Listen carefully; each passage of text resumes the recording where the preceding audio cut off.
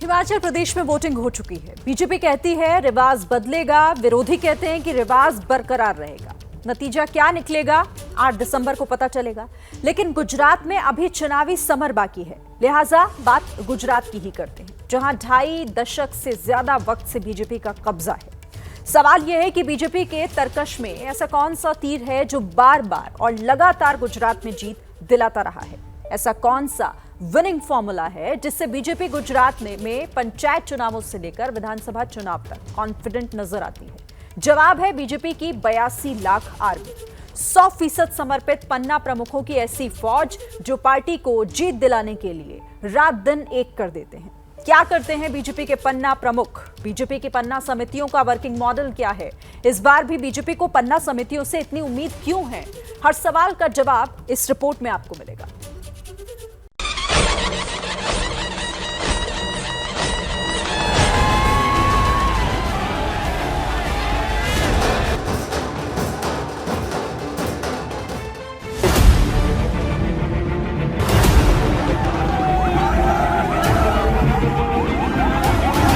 गुजरात चुनाव को कांग्रेस पार्टी गुजरात में जीतेगी।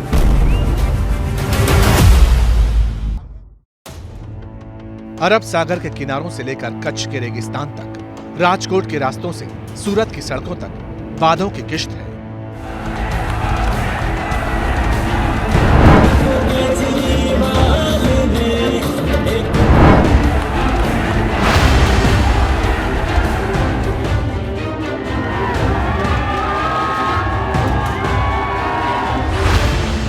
दावों की किताब है, बेहिसाब है और होना भी है, क्योंकि करीब 3 हफ्ते बाद गुजरात के 4 करोड़ 80 लाख वोटर तय करेंगे कि उन्हें बीजेपी से 27 साल का रिश्ता रिन्यू करना है या फिर किसी और को गांधीनगर की गद्दी पर बैठाना है। लेकिन फिलहाल बात बीजेपी की करेंगे, वो भी चंद सवालों के साथ। सवाल है, कमल खिलेगा, झाड़ू चलेगा, गुजरात किसे चुनेगा? इलेक्शन का माइक्रो मैनेजमेंट, रिजल्ट 100%, बीजेपी की 82 लाख आर्मी, जीत की पक्की गारंटी। सवाल यह भी है कि बीजेपी के पास ऐसा कौन सा विनिंग फॉर्मूला है जिसमें लाखों कोशिशों के बाद भी विरोधी सेंध नहीं लगा पाते हैं। जवाब है प्रधानमंत्री मोदी का करिश्मा, गुजरात का विकास मॉडल और गुजरात में बीजेपी की 82 लाख आर्मी, यानी वो पन्ना प्रमुख जो पिछले कई चुनाव से बीजेपी को एक मुश्त वोट दिलाते रहे हैं। बूथ प्रबंधन के इस माइक्रो मैनेजमेंट मॉडल ने बीजेपी के संगठन को जमीन तक खड़ा कर दिया और पार्टी सत्ता के आसमान पर पहुंच गई। पार्टी के पन्ना प्रमुख तक के लोग, कुछ लोग पन्ना प्रमुख की बड़ी मजाक उड़ाते रहते हैं, लेकिन उस पन्ना प्रमुख की ताकत क्या होती है वह इस चुनाव में पता चल गया। पन्ना प्रमुख से लेकर के राष्ट्रीय प्रमुख तक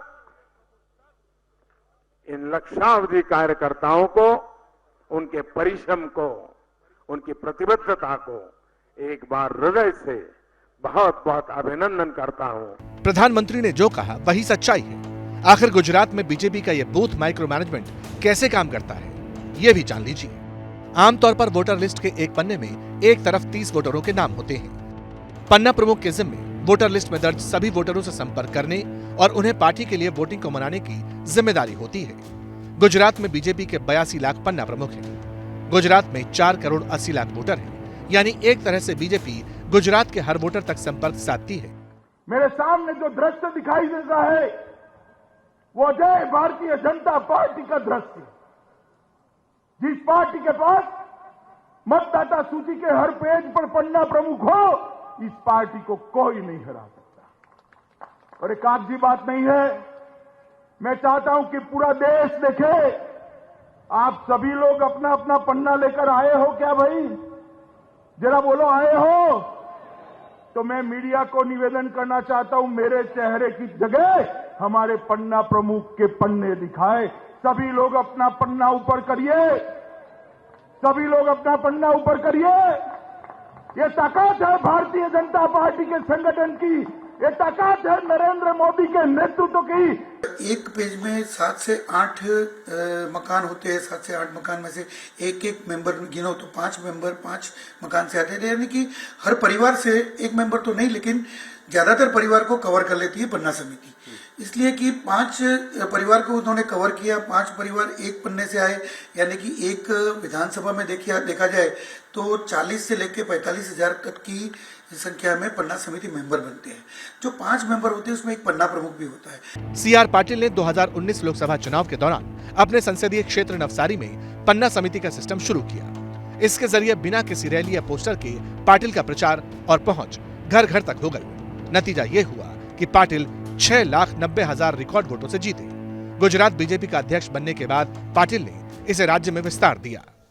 पार्टी के कार्यकर्ताओं ने तय किया है कि इस बार हम रिकॉर्ड करेंगे, सबसे ज़्यादा सीट जीतेंगे, सबसे ज़्यादा लीड के साथ जीतेंगे, सबसे ज़्यादा परसेंटेज वोट भी पाएंगे। ये तय करने के लिए करके आगे बढ़ रहे हैं। पार्टी ये समझती है, सीआर पाटिल साहब के नेतृत्व में ये पन्ना समिति का अभिगम जो शुरू हुआ, ये ऐसा अभिगम था कि जो पार्टी की जीत तो होती थी लेकिन लीड से जीत होने लगी। जो हमारी 9 जैसे ही बाई इलेक्शन हुए और 9 जैसे बाई इलेक्शन में सभी में जो भारतीय जनता पार्टी के जो उम्मीदवार विजेता हुए, उनकी लीड जो थी वो पिछले दौरान जो कांग्रेस की लीड थी उससे 3 गुना ज्यादा लीड से भारतीय जनता पार्टी के उम्मीदवार जीते। यानी कि जो बढ़त मिली वो पन्ना समिति के कारण मिली। सीआर पाटिल साहब के नेतृत्व में ये पन्ना समिति का जो गठन हुआ वो पूरे हिंदुस्तान में सबसे पहले गुजरात में हुआ। सीआर पाटिल के अध्यक्ष बनने के बाद गुजरात में निकाय चुनाव हुए, जिसमें बीजेपी ने बम्पर जीत हासिल की। 8 सीटों पर उपचुनाव में भी पन्ना समितियों की बदौलत बीजेपी को बड़ी कामयाबी मिली। यानी बीजेपी के लिए ये टेस्टेड विनिंग फॉर्मूला साबित हो चुका है। इसीलिए इस बार भी इसी पर फोकस है। समिति के हर मेंबर को जिम्मेदारी दी गई है कि वो हर परिवार से कम 3 वोटरों को बीजेपी के पक्ष में वोटिंग के लिए तैयार करे। वोटर को कन्विंस करके पोलिंग बूथ तक पहुंचाने का काम भी करना होगा। चुनाव में जीत दिलाने वाले पन्ना समितियों को बीजेपी उनकी अहमियत का एहसास भी करवाती रही है। समिति के हर मेंबर को पहचान पत्र दिया जाता है। बाकायदा हर मेंबर का पूरा डेटा रखा जाता है। जन्मदिन से लेकर सालगिरह तक में पार्टी की तरफ से शुभकामनाएं दी जाती हैं। समिति के सदस्यों के व्यक्तिगत कार्यक्रमों में बड़े नेता तक शामिल होते हैं। वक्त वक्त पर बीजेपी पन्ना प्रमुखों का सम्मेलन आयोजित करती रहती है। गृह मंत्री अमित शाह से लेकर प्रधानमंत्री नरेंद्र मोदी तक इन सम्मेलनों में शामिल होकर पन्ना प्रमुखों का हौसला बढ़ाते रहते हैं। देशवासी, आपने मुझे इतना बड़ा भरोसा, इतनी बड़ी जिम्मेवारी दी है, तब मैं देशवासियों को फिर से कहूंगा कि मैं मेरे लिए कुछ नहीं करूंगा। मेरे समय का पल पल, मेरे शरीर का कण कण सिर्फ और सिर्फ देशवासियों के लिए। जिक्र भले ही कम होता हो, कभी कभार होता हो, लेकिन विरोधी जानते हैं कि पन्ना प्रमुख ही हैं जिनकी बदौलत बीजेपी गुजरात में एक छत्र राज करती रही है। इसीलिए बीजेपी की इस 82 लाख वाली आर्मी को अपने पाले में करने की कोशिशें भी होती रही हैं। अरविंद केजरीवाल को सुनिए। इनके कहते हैं हमारे पन्ना प्रभारी हैं, सारे पन्ना प्रभारी तोड़ लो इस बार उनको बोलो पैसे उनसे ले लेना, काम आम आदमी पार्टी का करना। कुछ लोगों को मैंने सुना पेमेंट देते हैं, हर महीने उनको तनख्वाह देते हैं पन्ना प्रभारी को। पैसे बोलो पैसे, मेरे पास पैसे नहीं है, मैं ईमानदार आदमी हूं, मैं फक्कड़ आदमी हूं, मेरे पास पैसे नहीं है, मेरी पार्टी के पास भी पैसे नहीं है, पैसे उनसे ले लेना, काम इस बार हमारे लिए करना। तो सारे बीजेपी के कार्यकर्ताओं को भी तोड़ना है, सारे बीजेपी के पन्ना प्रभारियों को भी तोड़ना है। बीजेपी को अपने पन्ना प्रमुखों की ताकत और वफादारी का बखूबी एहसास है। इसीलिए गांधीनगर की गद्दी के लिए इस बार भी पूरा फोकस इसी विनिंग आर्मी पर है। अब नतीजा क्या निकलता है ये तो 8 दिसंबर को ही पता चल पाएगा। उत्तर प्रदेश से एक और नया सियासी समीकरण खड़ा किया जा रहा है। रामपुर के बाद यूपी के बरेली में भी पसमानदा मुस्लिमों का सम्मेलन किया गया। पसमानदा मुस्लिम यानी पिछड़े मुस्लिम। सवाल उठ रहा है कि क्या पसमानदा मुस्लिमों पर लगाया गया दाव बीजेपी को फिर से ताज दिलाएगा? ये खास रिपोर्ट देखिए।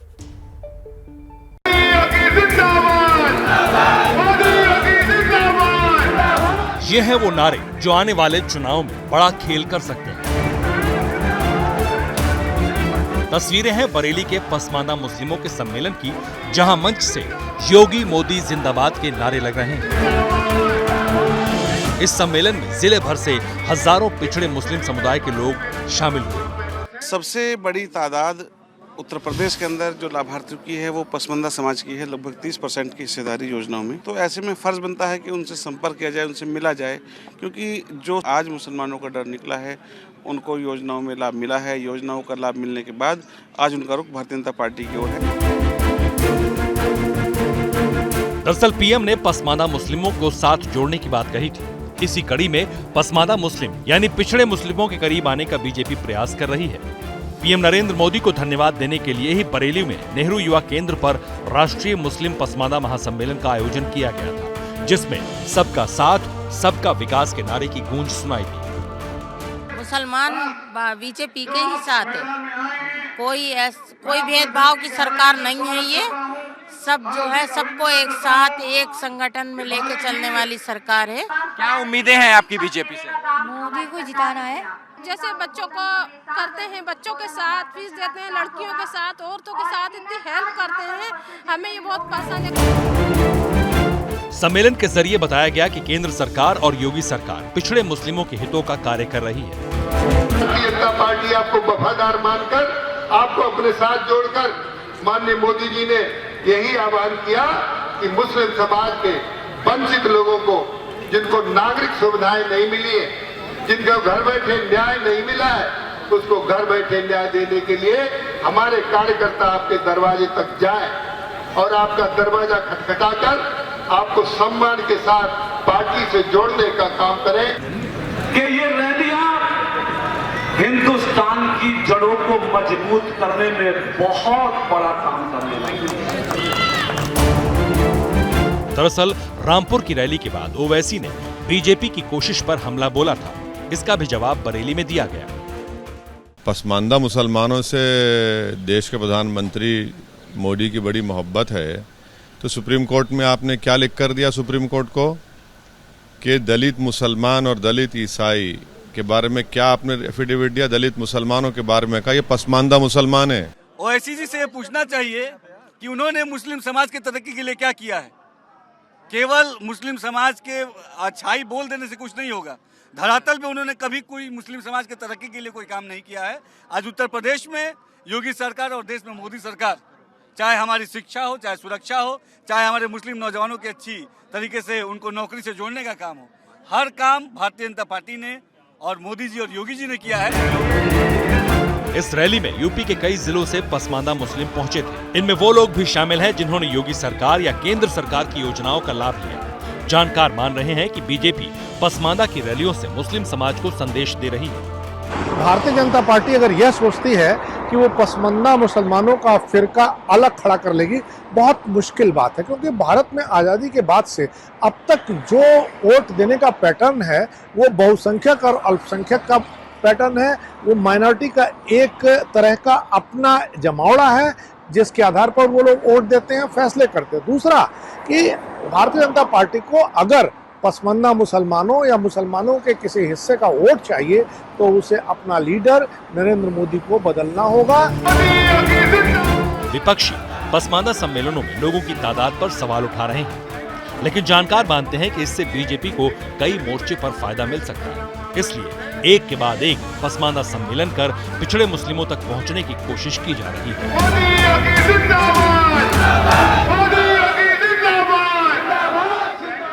जैसे ही घड़ी का काटा दोपहर 2:30 पे आए, बबीता जी का दिल सास बहू साजिश के लिए मचल जाए। और ये है इनकी बहू, पूरे दिन ऑफिस की टेंशन हो जाए गॉन जब ये करें अपना फेवरेट शो फ्री टाइम पे ऑन। इनकी तरह आप भी देखिए अपना फेवरेट शो अपने टाइम पर और डाउनलोड कीजिए एबीपी लाइव ऐप अपने स्मार्ट टीवी पर।